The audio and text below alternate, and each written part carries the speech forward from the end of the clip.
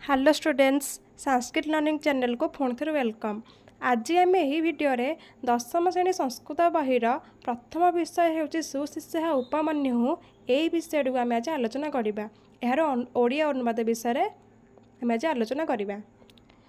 तेणु प्रथमे यार आम संस्कृत अनुवाद देखा तापर मुझे ओडिया रे बुझाइबी। सुशिष्य उपमन्यु व्यासदेव विरचितात् महाभारतात् इति आश्रग्रन्थात् इदं कथावस्तु आनीतम्। प्राचीनकालात् प्रचलितः गुरुशिष्ययोः सम्बन्धः अद्यापि अनुसरणीयः। आज्ञा गुरूणामपि चारणीया इति नीतिरत्र प्रदर्शिता। गुरुभक्तेः शिष्यस्य निष्ठायाः च सुफलमस्याः कथायाः मनोभूयते। यही विषयटी क्यों ग्रंथरु आसी क्यों विषय यह आलोचना कराई बॉक्स रे लिखाई यह आम ओडिया रे बुझिबा।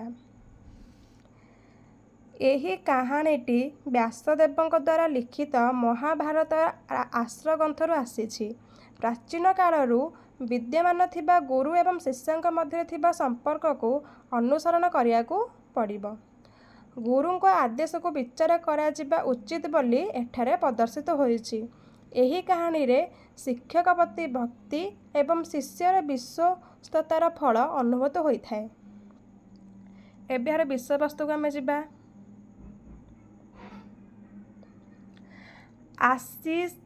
आसीत् धौम्यस्य ऋषेः उपमन्यु नाम शिष्यः उपाध्यायस्त गोरक्षणाय प्रेषयति स्म।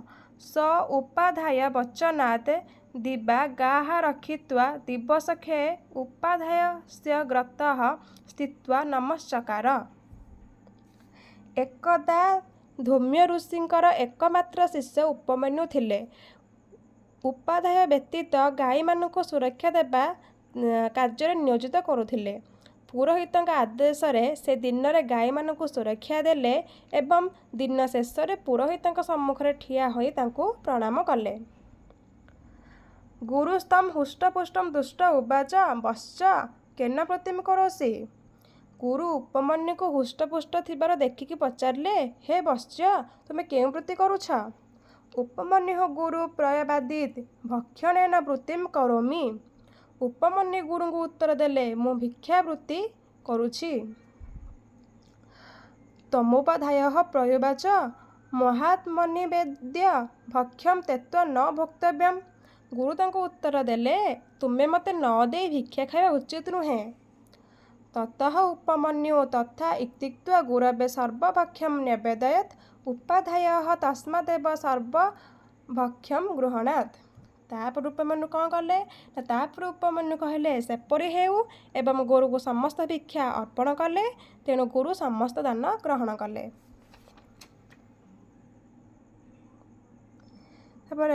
अथा नेदिहु सह अहनि गाः रक्षित्वा निशामुखे गुरोः पुरुतः स्थित्वा नमस्चकार। तमुपाध्यायः तथापि हुष्टपुष्टं दुष्ट उवाच केन इदानीं वृत्तिं करोसि। उपमन्युः उपाध्यायं प्रयभाषत् भवते पूर्व भक्ष्यं नैवेद्य अपरं चरामि तेन वृत्तिं करोमि। एहा परदिन से गाई मानकु दिन रे रखुथिले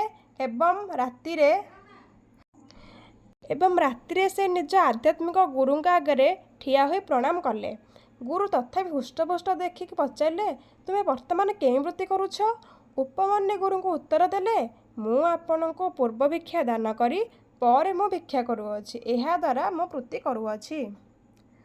तेणु पिला माने आज आमे गोटे अनुच्छेद पढ़िले। यार पार्ट 2 भिडियोटी मु काली अपलोड करदेवी।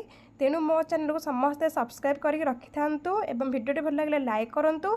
जहाँ भी डाउट रहिला मते कमेंट सेक्शन माध्यम कमेंट करंतु। मु निश्चित भाव समस्त रिप्लाई देबी। यार आमे पार्ट 1 पार्ट 2 पार्ट 3 कर तीनटा मु पार्ट आनी यही विषयर। तापरे मु ए विषयर सबू question answer model question answer 2 mark 3 mark 5 mark आ ग्रामर सेक्शन ऊपर भी वीडियो अपलोड करी। तेणु आज क्लास एतिकी। Thank you all.